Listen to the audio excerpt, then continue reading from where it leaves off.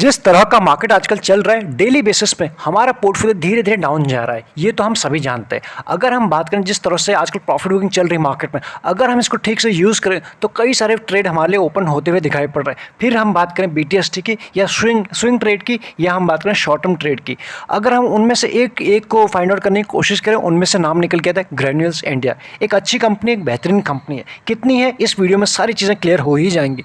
सबसे पहले हम इसके रिजल्ट के ओर फोकस करते हैं, बाकी धीरे धीरे चीज़ें क्लियर तो हो ही जाएंगी। कहाँ पे लेवल्स है और कहाँ पे टारगेट है, टोटल इनकम इसकी कैसी रही, YoY बेसिस पे अगर हम फोकस करें 15% की हमें उसमें जंप दिखाई पड़ रही, this is good for us.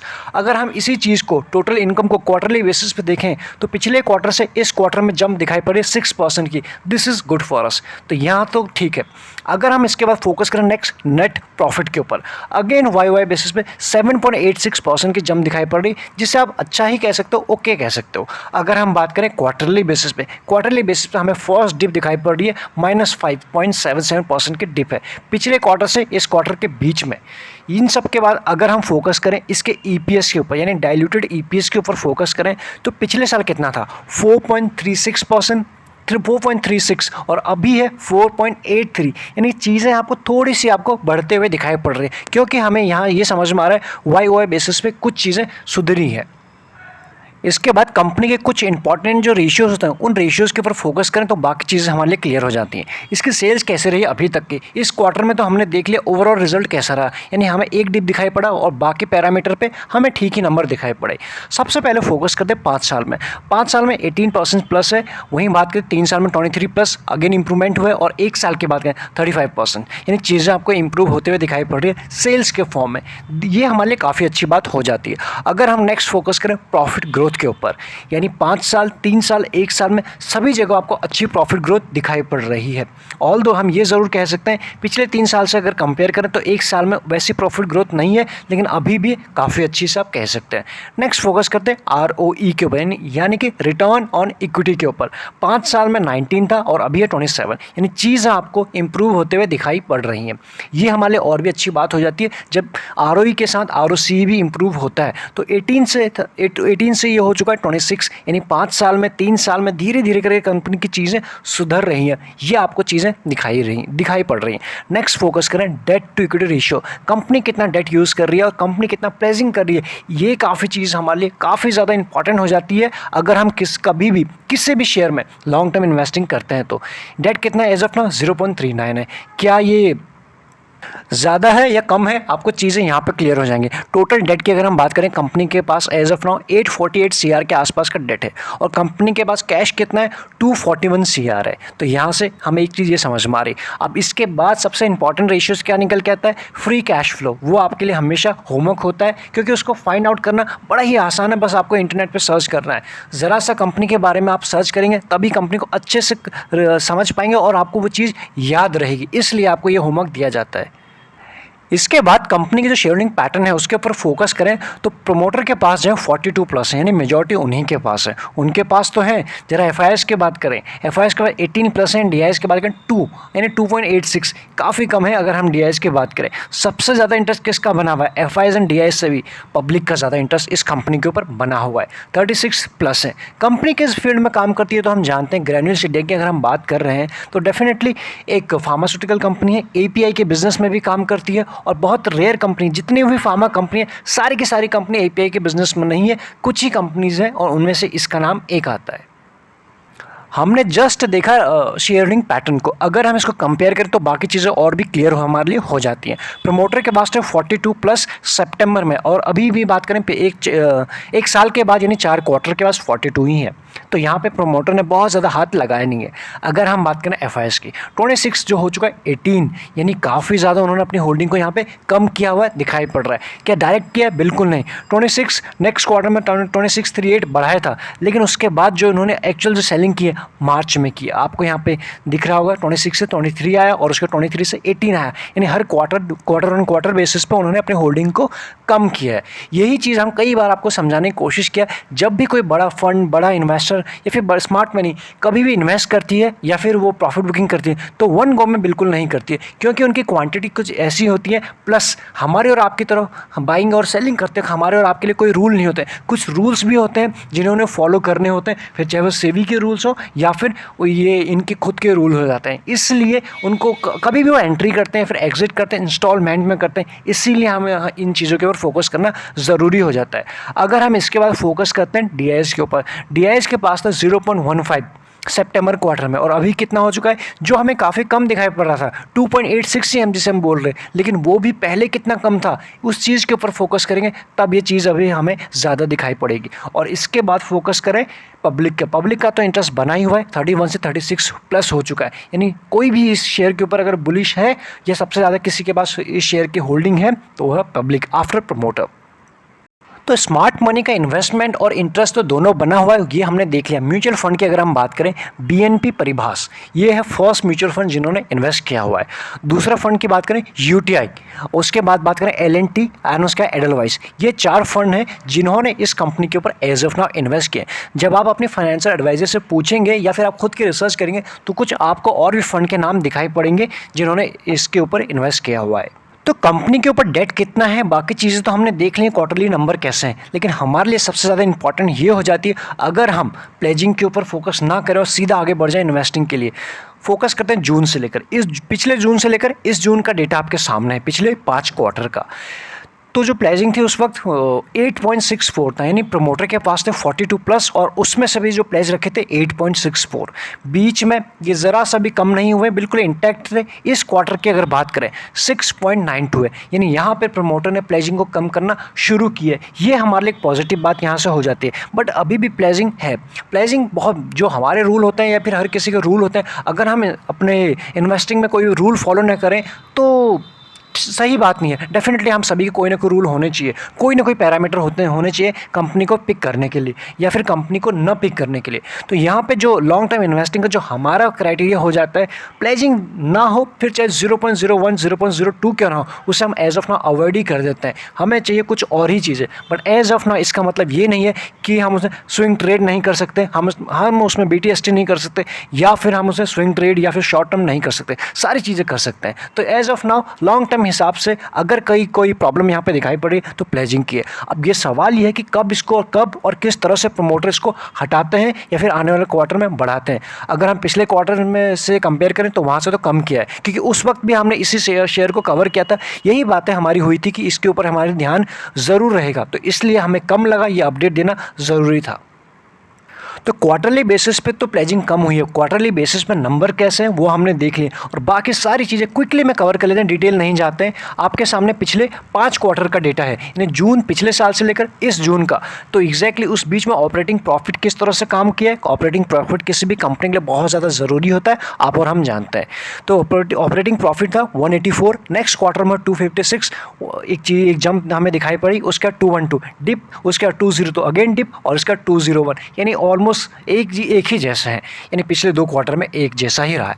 अगर हम बात करें उसके बाद नेट प्रॉफिट पे, पिछले साल था जून में 111, उसका 164 अप हुआ, उसका 147 डिप दिखाई पड़ी, फिर अगेन डिप और उसके बाद इस बार भी डिप दिखाई दे रही है, यानी पिछले 3 क्वार्टर से लगातार हमें डिप दिखाई पड़ रही है। और इसी रीज़न की वजह से अगर हम बात करें तो प्राइस में भी उस तरह से अप्रिशिएट नहीं हुआ है, प्राइस भी उस तरह से अप्रिशिएट नहीं हुआ है, एक ही रेंज के आसपास है या फिर थोड़ा ऊपर जाता है फिर से प्रॉफिट बुकिंग आ जाती है।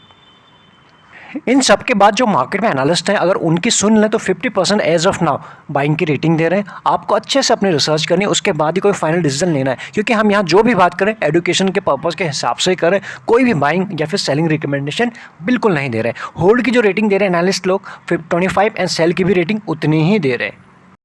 कैसे दिए इस कंपनी ने अपने इन्वेस्टर को रिटर्न, आप यहाँ देख सकते 3 साल में बेहतरीन रिटर्न कह सकते हैं आप 181% के, 2 साल में 270%, 1 साल में 3, यानी 1 साल में यहीं पे सारा गेम हुआ है, 1 साल में कोई रिटर्न नहीं दिया है। 6 महीने की बात करें कोई रिटर्न नहीं है, बाकी तो हर टाइम फ्रेम में 1 महीने की बात करें, 1 वीक की बात करें, YTD की बात करें, लाल निशान में, यानी कि हमें यहाँ चीज़ें समझ में आ रही है पिछले 1 साल में उस तरह से परफॉर्मेंस कंपनी ने किया ही नहीं है। और इन सब के बाद ऐसे रिटर्न देने के बाद अगर इसके वैल्यूएशन के ऊपर फोकस करें तो आपको यहाँ पे दिख रहा होगा इंडस्ट्री भी चले 38 के आसपास और ये हमें मिल रहा है 15 के आसपास, यानी काफ़ी कम वहाँ से मिल रहा है पी रेशियो के हिसाब से। बट क्या पी सस्ता पी का मतलब अंडर वैल्यूड या फिर बहुत अच्छी बात, या फिर हाई पी का मतलब बहुत बुरी बात, ऐसा भी नहीं होता। आप और हम जानते हैं मार्केट में ऐसे भी कंपनी है जो अपने प्रीमियम पे ही चलते हैं और काफ़ी हैवी प्रीमियम पे चलती हैं, उसके बाद भी इन्वेस्टर उन्हें लेने के लिए हमेशा तैयार रहते हैं। और ऐसे भी कुछ शेयर हैं जो बिल्कुल बहुत ही अपनी इंडस्ट्री पी से बिल्कुल हाफ पे मिलती है या फिर कई बिल्कुल ही लो प्राइस पे मिलती है, उसके बाद भी हम उसे लेने के लिए तैयार नहीं होते। तो इसलिए पी हमें ये नहीं बताता, बट हमें एक मोटे चीज़ बता देता, ठीक है इंडस्ट्री में ये भाव चल रहा है और इसका भाव कुछ ऐसा चल रहा है। ईपीएस की बात करें 20 के आसपास है, जिसे आप ओके या फिर अच्छा कह सकते हैं। इससे ज़्यादा होता तो और भी ज़्यादा अच्छी बात हमारे लिए होती। आज जो डिलीवरी हुई है 28% के आसपास हुई है, अगेन इसे आप अच्छा तो ओके ही कह सकते हैं। कंपनी बात करें डिविडेंड यील्ड की, कंपनी बहुत ज़्यादा डिविडेंड देती नहीं है, लेकिन कुछ ना कुछ आपको देती है, ऐसा नहीं कि बिल्कुल नहीं देती है। 0.46% है। इन सारी डिटेल के बाद हम इसके चार्ट को समझे, लेवल्स एंड टारगेट को फाइंड आउट करें, उससे पहले कंपनी के बारे में कुछ क्विक जो अपडेट रह गए उन्हें कवर कर लेते हैं। जैसे कि हम जानते हैं कंपनी बिल्कुल नई नहीं है, एक पुरानी कंपनी है एंड जो उसका जो हेडक्वार्टर है वो हैदराबाद में है, ये हम जानते हैं। वहीं साथ में हम ये भी जानते हैं जो कंपनी एक फार्मास्यूटिकल कंपनी के अंदर उस सेगमेंट के अंदर काम करती है, उसके अंदर भी जो जिसके अंदर ये कंपनी इंगेज्ड है, जैसे कि एपीआई के बिजनेस में है एंड उसके बाद एफडीआई। अब एफडीआई क्या है? Pharmaceutical formulation intermediates and FDs. ये वो 3 सेगमेंट है जिसके अंदर कंपनी काम करती है। सिर्फ इतना ही नहीं, कंपनी की जो स्ट्रेंथ है काफ़ी स्ट्रॉन्ग है, यानी कि आप इसे 2000 प्लस इनके पीपल हैं जो इनके साथ काम करते हैं। इतना ही नहीं, कंपनी कोई नई नहीं है, सिर्फ डोमेस्टिक लेवल पे काम नहीं करती, इंटरनेशनल लेवल पर भी काम करती है एंड 75 प्लस कंट्रीज़ में कंपनी की एज ऑफ नाउ प्रेजेंस है। ये हमें कंपनी की स्ट्रेंथ बताता है। वहीं बात करें इसके 8 मैन्युफैक्चरिंग साइट्स हैं एंड वहीं बात करें वर्ल्ड लार्जेस्ट एफपीआई फैसिलिटी, ये कंपनी में इसका नाम आता है। तो यहाँ से हमें जस्ट बात हुई थी कि 3 सेगमेंट के अंदर काम करती है, उस सेगमेंट में से उस सेगमेंट में एक लार्जेस्ट ये कंपनी है। इन सब के बाद अब चार्ट के ऊपर फोकस करते हैं। चार्ट को समझना शुरू करते हैं वीकली के टाइम फ्रेम से, तभी अलग अलग टाइम फ्रेम में हम इसको समझने की कोशिश करेंगे और डिटेल एक levels and target find out करने की कोशिश करेंगे। इसको हम समझें इससे पहले हम जस्ट आपको बता दें कि जो प्राइवेट चैनल का प्रोसेस है वो आपको डिस्क्रिप्शन में मिल जाएगा, या फिर आपके पास डीमैट अकाउंट नहीं है जिसके साथ भी आप कंफर्टेबल हैं, एलएस ब्लू हो एंजल ब्रोकिंग है, आपको दोनों के लिंक्स मिल जाएंगे। और इसके बाद भी आपको ज्वाइन बटन तो मिल ही जाएगा जहाँ पर एक्स्ट्रा लर्निंग हम बताते रहते हैं, प्लस काफ़ी सारे और भी चीज़ें आपको मिल जाएंगी। एक बार चेकआउट ज़रूर कर लीजिएगा वीडियो एग्जिट करने से पहले। वीकली के टाइम फ्रेम में हमें क्या दिखाई पड़ रहा है, सिर्फ पहले इस स्लाइड में हम एक ही चीज़ के ऊपर फोकस करेंगे, पास्ट में इसने किस तरह से रिटर्न दिए हैं आपके सामने है। यानी 2020 की अगर बात करें, वन साइडेड इसमें वीकली के टाइम फ्रेम में एक अपमूव आया था, यानी 400 के लेवल के आसपास तक गया था, यानी अपने जो इन्वेस्टर्स थे उनके फंड को मल्टीफोल्ड भी किया। वहाँ से क्या हो रहा है, जैसे कि हमारी बात हुई थी कि 1 साल से इस कंपनी ने वैसा काम किया ही नहीं है, वैसा रिटर्न दिया ही नहीं है जैसा इसने पास्ट में दिया हुआ है। और इसमें जो करेक्शन शुरू हुआ था, अगर हम बात करें नवंबर से, तब से करेक्शन में शुरू हो गया था और अभी तक वो रिजॉल्व नहीं हुआ। बीच बीच में कुछ अच्छे अपमूव आए, कुछ स्विंग आए, ट्राई भी किया इस कंपनी ने ऊपर आने की। इस शेयर ने 400 के आसपास भी आया था, हमारे फोकस पे भी कई बार रहा है, आप जानते हैं जो इस चैनल के साथ रेगुलर बेसिस पे जुड़े हुए हैं। स्विंग ट्रेड किया, लेकिन अभी भी फिर से मार्केट में प्रेशर है, तो इसके ऊपर भी प्रेशर है, अगेन अपने सपोर्ट के आसपास आता हुआ दिखाई पड़ रहा है। तो यहाँ से हमें बड़े टाइम फ्रेम में एक तो हमने रिटर्न के प्रोफाइल में ये देख लिया कि 1 साल में इसने वैसे रिटर्न नहीं दिए जैसे पास्ट में दिए। दूसरा हमें चार्ट पे ये दिखाई दे रहा है, ब्रॉडर टाइम फ्रेम में हम सिर्फ मोटा समझने की कोशिश कर रहे हैं कि 2021 में तो इसने कोई रिटर्न उस तरह से दिए नहीं है एंड बीच में कुछ स्विंग आए थे, लेकिन वो वापस से वो सस्टेन नहीं हो पाए, ये हमें समझ में आ रहा है। इसके बाद इसके सपोर्ट को फाइंड आउट करने की कोशिश करते हैं। इस वक्त ये शेयर चल रहा है या फिर क्लोजिंग हुई है इसके आज के 325 के आसपास, यानी 325 के आसपास। इससे पहले भी ये शेयर कई बार इस लेवल के आसपास आया था। अगर मैं ड्रॉ करके दिखाऊँ आपको, इस लेवल के आसपास ये एक जो लेवल है इसका 300 यहाँ पर आया था, this second time, third time, और ये वापस से 4 टाइम यहाँ पर आने की कोशिश कर रहा है। ये वो लेवल निकल के आ रहा है 300 के आसपास, जो इसके लिए स्ट्रॉन्ग सपोर्ट का काम कर रहा है। इसलिए इस लेवल के ऊपर हमें डेफिनेटली वॉच करना चाहिए, इसके ऊपर नज़र रखना चाहिए, क्या यहाँ से वापस बाउंस बैक करता है या फिर इस बार इसको ब्रेक करके नीचे आता है, क्योंकि ये इसके लिए काफ़ी इंपॉर्टेंट सपोर्ट का काम कर रहा है। इसलिए हो सकता है इस बार भी यहाँ से ब्रेक करके यहाँ से बाउंस बैक करके ऊपर आ सकता है। अभी जस्ट उसके पास आ चुका है इन 325 के आसपास। इसके बाद वन डे के टाइम फ्रेम में अगर इसको देखने की कोशिश करें तो कि हमें ये समझ में आ रहा है जितने भी इसके मूविंग एवरेजेस हैं 20, 50, 100, 200 सभी के नीचे आ चुका है, नहीं बेरिश तो हो चुका है। इसलिए अगेन हमारे लिए एक अपॉर्चुनिटी ओपन हो सकती है इसमें। जैसे कि हमारी इस वीडियो के फर्स्ट में ही बात हो रही थी कि ये जो करेक्शन है, ये जो प्रॉफिट बुकिंग चल रही है, ये हमारे लिए अपॉर्चुनिटी भी हो सकती है। जैसे ये 300 के आसपास आएगा, एक अच्छा बाउंस बैक इसमें आएगा और क्विक एक रिटर्न दे जाएगा हमें शॉर्ट टर्म में, BTST में, या फिर हमें जिस भी टाइम होराइजन के लिए हमने इसमें ट्रेड लिया हुआ है। तो ये तो रहे फ्रेश बाइंग के लिए लेवल। अगर हम बात करें एवरेजिंग के लिए, जिनको एवरेजिंग करना है, इस लेवल के आसपास आके हम ये देखेंगे क्या यहाँ पे सस्टेन हो रहा है, कुछ हमें इसमें प्राइस एक्शन बनता हुआ दिखाई पड़ रहा है, कुछ वॉल्यूम में इंक्रीमेंट हो रहा है। अगर आप देखेंगे यहाँ पे इस टाइम से, यहाँ पे से देखेंगे, ये जब इसमें प्रॉफिट बुकिंग हो गई थी इस लेवल के आसपास, तब से इसके वॉल्यूम बिल्कुल ख़त्म हो चुका है, कोई वॉल्यूम नहीं है। तो इसलिए इसके ऊपर फोकस करेंगे और ये वही लेवल है जहाँ बार बार आके बाउंस बैक किया है। इसलिए अगेन हमारे लिए एक अपॉर्चुनिटी ओपन होते हुए हमें दिखाई पड़ी कमिंग डेज में। साथ ही हम इसके RSI के ऊपर अगर फोकस करें तो एज ऑफ नाउ बिल्कुल 26 के आसपास आ चुके हैं, काफ़ी ओवरसोल्ड हो चुकी है। तो इसलिए ये भी एक हमें यहाँ से एक क्लूज दे रहा है कि यहाँ से बाउंस बैक हो सकता है। प्लस RSI को तो हम ज़्यादा कंसीडर करेंगे नहीं, हम अगर फोकस करेंगे तो टेक्निकली फोकस करेंगे, इसके सपोर्ट एंड रेजिस्टेंस के ऊपर काम करेंगे। 300 से बाउंस बैक होकर सबसे पहला जिसका आपको टारगेट दिखेगा 348, 350 के आसपास तक आपको लेवल दिखाई पड़ेगा। वहाँ से इसको फिर से रेजिस्टेंस मिलेगा। वहाँ पर ये देखना होगा क्या वहाँ से रीटेस्ट करता है अपने बॉटम को या सीधा निकल जाएगा। सीधा तो नहीं निकलेगा, लेकिन एज ऑफ नाउ ये डाउन ट्रेंड में। पहले ऐसे समझाने की कोशिश करता हूँ, पहले शेयर लगभग यहाँ पे आएगा, कुछ टाइम यहाँ पे कंसोलिडेट कर सकता है एंड उसके बाद फिर से इस लेवल के आसपास है। हम इस लेवल की बात करें, यहाँ से देखने वाली बात है कि यहाँ से फिर से इसमें प्रॉफिट बुकिंग आती है। जिन लोगों ने 300 के आसपास है 50 पॉइंट को कैप्चर करके वापस नीचे आता है, उसके बाद शुरू करता है, या फिर यहाँ पे थोड़ा सा टाइम बिताने का सीधा निकल जाता है। दो सिनेरियो हो सकते हैं, दोनों आपके साथ पहले डिस्कस हो चुके हैं। इससे पहले कोई चीज़ मार्केट में हो वो पहली चीज़ आपके साथ डिस्कस हो चुकी है। इसलिए हम इसको अपने अपने नॉलेज के हिसाब से इसमें स्टडी कर सकते हैं, इसको वॉच लिस्ट पे लगा सकते हैं और इसको समझ सकते हैं कि किस तरह से इसमें प्राइस एक्शन बन रहा है। इसके बाद फोकस करते हैं आज क्या हुआ। बाकी हमने वीकली में देख लिया, वन डे में देख लिया, 30 मिनट में समझने की कोशिश करते हैं आज क्या हुआ। आज भी मार्केट में प्रेशर था, ये आप जानते हैं, लेकिन इसमें क्या हुआ यहाँ आप ज़रा देखिए।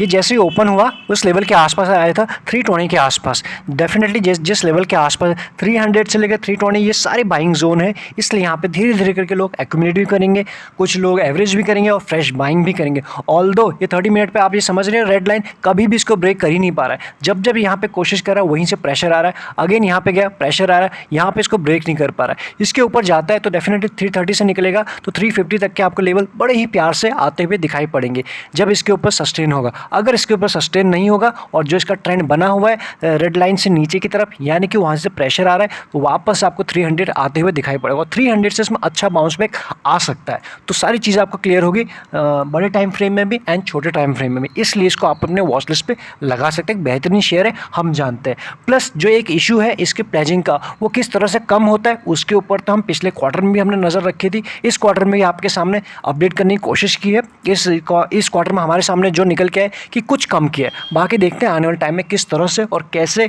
कम करते हैं या फिर बढ़ाते हैं। चलिए इस वीडियो में इतना ही, बाकी सारी डिटेल आपको मिल जाएंगे डिस्क्रिप्शन में, एक बार चेकआउट ज़रूर कर लीजिएगा और बाकी ज्वाइन बटन भी आप कंसिडर कर सकते हैं अगर आपको लगता है यूज़फुल तो। Thank you so much.